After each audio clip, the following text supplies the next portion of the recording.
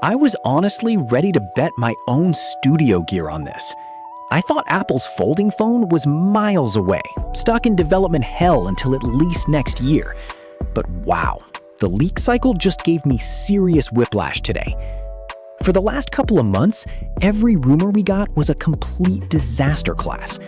We heard the prototype hinges were cracking, the factory yield rates were garbage, and basically, everyone agreed this thing was a ghost. Even if Tim Cook showed it off this fall, nobody was going to get their hands on it anytime soon.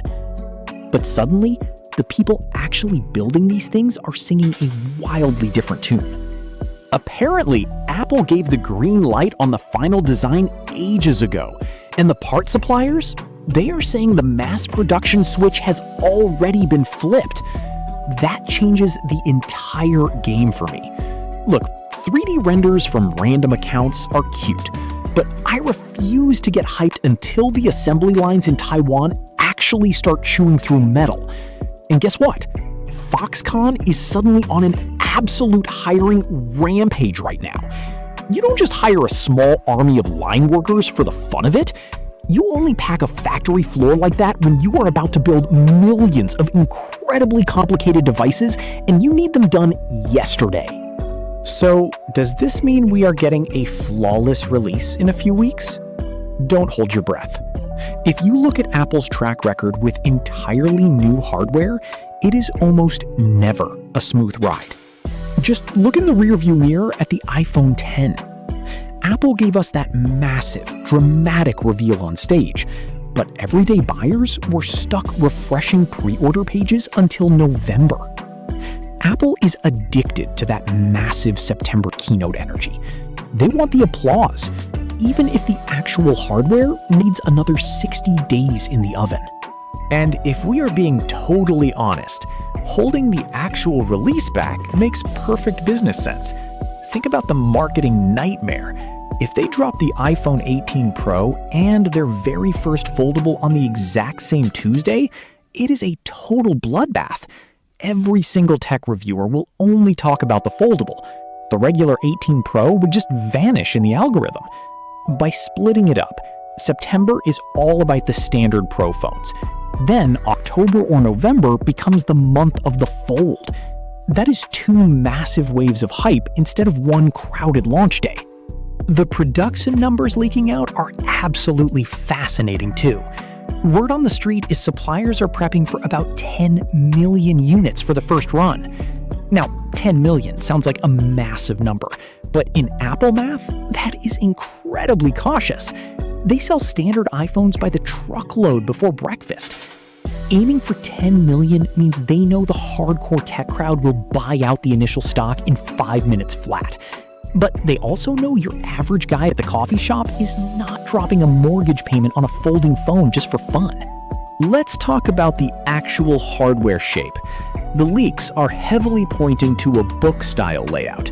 We're looking at a 5.5-inch screen on the front, and it opens up to a massive 7.8-inch display inside. That outer screen is the magic number. It means when the device is shut, it just feels like a normal phone, not a weirdly stretched out candy bar. But when you crack it open, you are basically holding a brand new tablet. Honestly, I am definitely buying the redesigned OLED iPad mini 8 when that drops, but having that exact same screen real estate folding into my pocket is seriously tempting. But here is the absolute best piece of evidence. Have you noticed how weird the latest iOS updates have been? Apple has been quietly updating basic apps like weather, reminders, and podcasts. They are adding all these complex layout changes for landscape mode. Think about that for a second. Nobody asked for a desktop-style weather app on a normal iPhone. We all scroll vertically. Why spend millions in developer time fixing horizontal apps? Because they are prepping the software for the hardware. When you open up a square 7.8-inch screen, holding it sideways makes total sense. You want multiple apps running side by side. You want to use it like a real computer, not just a zoomed-in phone app. Inside this thing, we are expecting the massive A20 Pro chip and Apple's own custom C2 modem, so speed is absolutely guaranteed. I am honestly terrified about the battery life. Driving a massive inner screen is going to drain power like crazy. Apple makes efficient chips, but physics is still physics. A screen that big needs serious juice. And then we have to talk about the price. Brace yourselves. The whispers are pointing to anywhere between $2,000 and $2,500. Everyone is praying for a miracle price. But if this thing hits that upper limit, it is going to be brutal. You are basically paying for a high-end MacBook and an iPhone at the exact same time. But let's be real, it will still sell out. First-generation Apple products are just massive flexes anyway. I am still betting Tim Cook shows it off in September, but we won't be swiping on these until the leaves fall.